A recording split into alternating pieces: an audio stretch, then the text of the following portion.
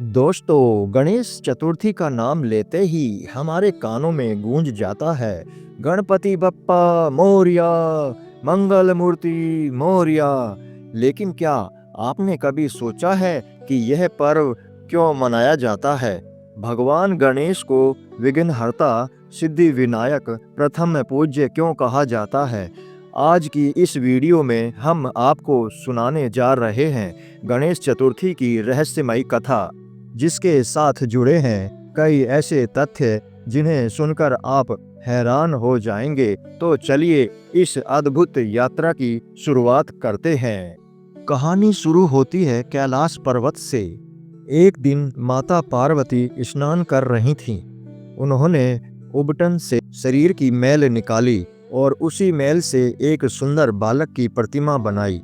उन्होंने उसमें प्राण फूंके और वह बालक जीवित हो गया। यही थे गणेश जी। माता ने उन्हें आदेश दिया, मैं स्नान करने जा रही हूँ, तुम इस द्वार पर पहरा देना। जब तक मैं न कहूँ किसी को अंदर मत आने देना। इतना कहते ही पार्वती जी अंदर चली गईं। कुछ देर बाद महादेव शिव वहां आए। वे अंदर जाना चाहते थे, लेकिन गणेश जी ने रोक दिया। उन्होंने कहा, आप नहीं जा सकते, मेरी माता ने आदेश दिया है। शिवजी ने समझाया, लेकिन गणेश अड़िग रहे। युद्ध छिड़ गया और क्रोध में आकर शिवजी ने त्रिशूल से गणेश जी का सिर काट दिया।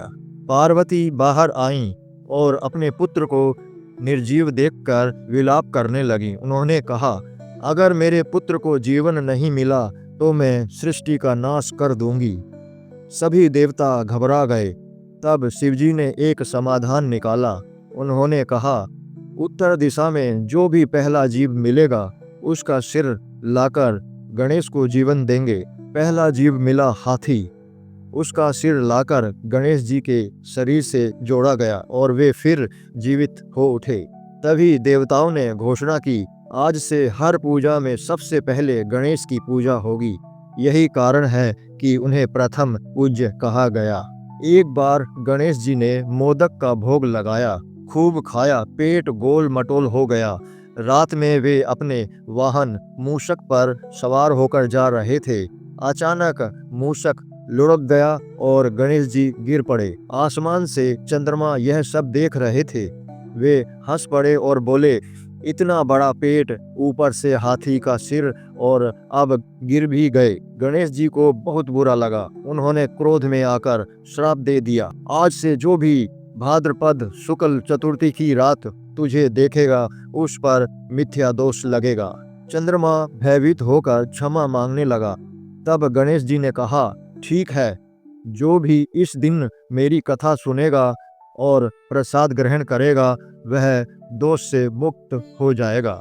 यही कारण है कि गणेश चतुर्थी पर चंद्र दर्शन नहीं किया जाता और इसी कथा के कारण इस दिन गणेश जी का पूजा का विशेष महत्व है।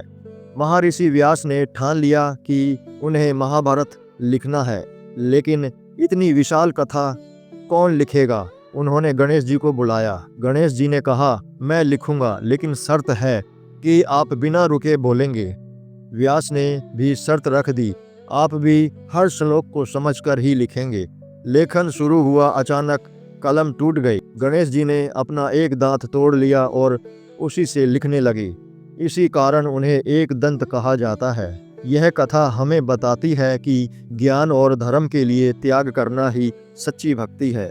आज हम छोटी सी कठिनाई में हार मान लेते हैं, लेकिन गणेश जी ने अपना दांत तक बलिदान कर दिया।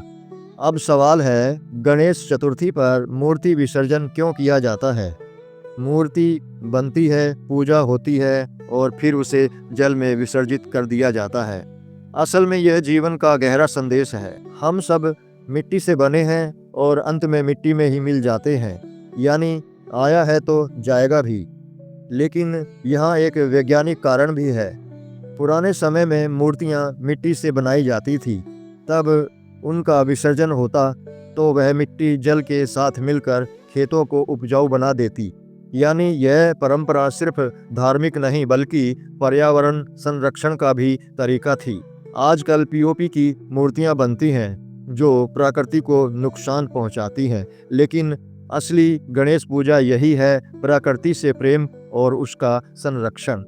आपको यह जानकर हैरानी होगी कि गणेश जी सिर्फ भारत के ही देवता नहीं है। बौद्ध धर्म में इन्हें विनायक कहा जाता है। नेपाल, थाईलैंड, कंबोडिया, श्रीलंका और इंडोनेशिया तक में गणेश मंदिर हैं। इंडोनेशिया, जहां मुस्लिम जनसंख्या सबसे अधिक है, वहां की करेंसी पर भी गणेश की तस्वीर छपी है।